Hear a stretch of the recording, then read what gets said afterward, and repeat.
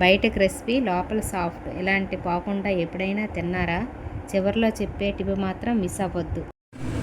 పాకుండలు చేస్తున్నానండి. ముందుగా రాత్రంతా బియ్యం నానబెట్టుకున్నాను. ఉదయాన్నే పిండి ఆడించానండి.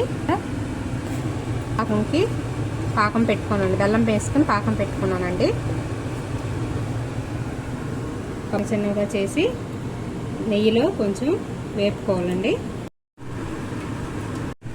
పాకం వేస్తున్నానండి. పాకం వచ్చిందో లేదో చూస్తున్నాను.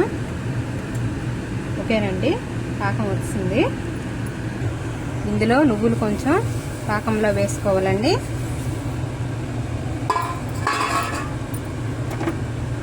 వేయించుకున్న కొబ్బరి ముక్కలను వేసుకుంటున్నానండి.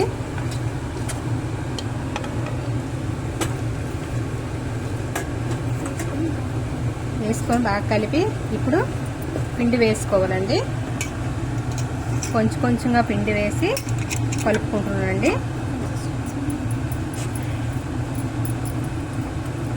ఇలాగా మొత్తం పిండి అంతటిని కలుపుకోవాలి. అవసరం లేదు. మొత్తంని ఇలా వేసుకున్నానండి. ఇలా బాగా కలుపుకొని చల్లారాక ఉండలు చేసుకుందాం. ఉండలు చిన్నగా చేసుకున్నామండి.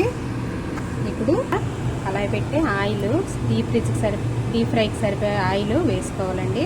ఆయిల్ మరిగినాక అందులో ఈ ఉండలు వేసి వేపాలండి.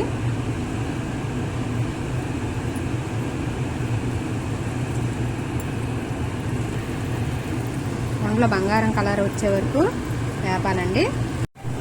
పాకుండలు ఈ కలర్లో వచ్చాక ఇక తీసివేసేయాలండి.